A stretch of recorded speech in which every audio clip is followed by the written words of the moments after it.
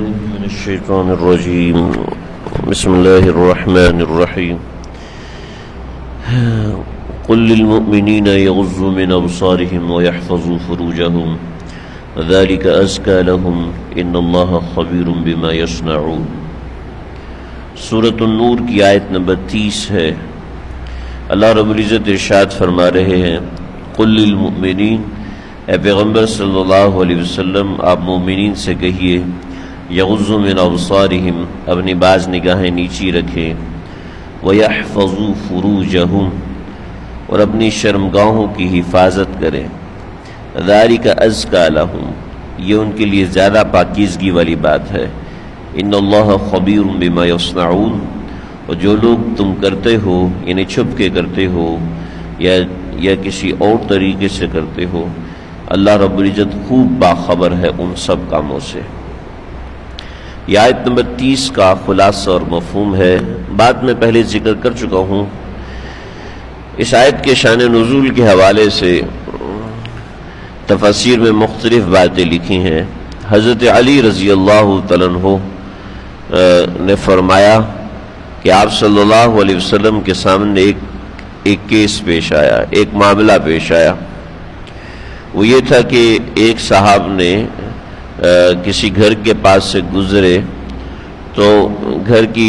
دیوار کہیں سے ٹوٹی ہوئی تھی یا کیا تھا، تو وہاں سے اس گھر کی خاتون کو دیکھ لیا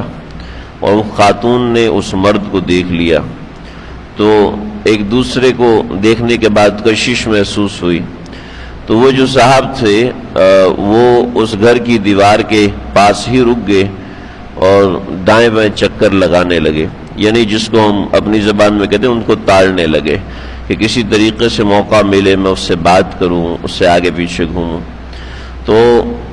ان کے گھر کے کسی مرد نے دیکھ لیا، تو جس جگہ سے وہ جھانک رہے تھے تو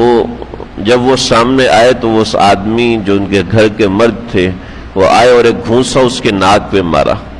جس سے اس کے ناک کی ہڈی ٹوٹ گئی۔ اب وہ صاحب کوئی بھی تھے، نبی اکرم صلی اللہ علیہ وسلم کی خدمت میں حاضر ہوئے اور آپ صلی اللہ علیہ وسلم سے عرض کیا کہ یا رسول اللہ فلاں آدمی ہے فلاں گھر کا، یا رسول اللہ اس نے میرے ناک کی ہڈی توڑ دی ہے، تو آپ مجھے اس سے قصاص دلوائیے۔ تو آپ صلی اللہ علیہ وسلم نے اس گھر والوں کو بلایا اور بلا کے فرمایا کہ بھی یہ تم نے فلاں شخص کی ناک کی ہڈی توڑی ہے تو اس کا تم نے قصاص دینا پڑے گا یا جرمانہ ادا کرنا پڑے گا۔ تو وہ کہنے لگے کہ یا رسول اللہ یہ ہمارے گھر میں اس طریقے سے تانگ چھانگ کر رہا تھا تو میری غیرت نے گوارا نہیں کیا اور میں نے اس کو گھونسا مارا، چونکہ اس کا چہرہ سامنے تھا تو میں نے ناک کی ہڈی نہیں توڑنی تھی، لیکن چونکہ غصہ ایسا تھا تو یہ شخص غلط حرکت کر رہا تھا، چنانچہ اس وجہ سے اس کو اس کی سزا ملی ہے۔ چنانچہ آپ صلی اللہ علیہ وسلم نے فرمایا کہ اگر تم نگاہ جھکا کے رکھتے تو تمہیں اس کی سزا نہ ملتی، لہٰذا یہ جو تمہیں سزا ملی ہے یہ بالکل صحیح ہے۔ دیکھیں جی، اس سے استدلال نہیں کرنا کہ غیرت کے نام پہ قتل کرنا جائز ہے۔ یہ چونکہ قتل بھی نہیں ہوا، یہ کوئی اتنا بڑا معاملہ بھی نہیں ہوا، اس وجہ سے اس کو اس پر قیاس نہیں کر سکتے، یعنی اس سے وہ مسئلہ نہیں نکال سکتے، لیکن یہاں تعلیم سمجھا دی کہ اپنی نگاہوں کو نیچی رکھو۔ اس لیے آپ صلی اللہ علیہ وسلم نے فرمایا کہ شیطان کا سب سے بڑا جال، شیطان کا سب سے بڑا ہتھیار انسان کے جسم میں انسان کی نظر ہے، کہ اس کی نظر پڑتے ہی انسان کے ارادے تبدیل ہونے لگتے ہیں، نظر پڑنے سے وساوس کثرت سے آنے لگتے ہیں، نظر پڑنے سے گناہوں کی خواہش کثرت سے بڑھنے لگتی ہے۔ انسان سوچ بھی نہیں سکتا کہ میں یہ غلط حرکت کروں گا، لیکن اپنی نظر کی نوست کی وجہ سے وہ والا غلط کام کر جاتا ہے۔ چنانچہ اس کا اصول سمجھایا۔ آپ صلی اللہ علیہ وسلم نے حضرت علی سے فرمایا یا علی لا تتبع النظرة النظرة فإن لك الأولى فليست لك الأخرى، اے علی کہ اپنی نظر کے بعد دوسری نظر کسی نامحرم پر مت ڈالنا،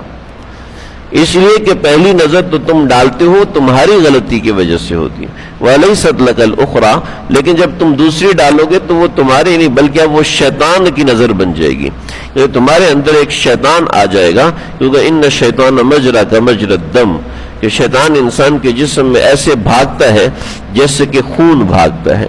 چنانچہ بدنظری امام حضرت مجدد ملت حضرت تھانوی رحمۃ اللہ علیہ نے فرمایا کہ بدنظری ہے تو گناہ صغیرہ، لیکن یہ کئی بڑے بڑے گناہوں کا سبب بنتا ہے، یعنی کئی بڑے بڑے گناہ کبیرہ کا سبب بنتا ہے۔ اور نظر بدنظری یہ ہوتا ہے کہ کسی کو بری نظر سے دیکھنا۔ اب کسی کو بری نظر سے، میں تو کسی کو بری نظر سے دیکھتا ہی نہیں ہوں، تو بات یہ ہے، علماء کرام فرماتے ہیں کہ نیت کے برا ہونے کا پتہ کسی کو نہیں چلتا۔ کسی کے پاس کوئی تھرمامیٹر نہیں ہے، کوئی ایسا آلہ نہیں ہے کہ وہ ترتیب دیکھ سکے کہ ابھی میری نیت بری ہونے لگی ہے۔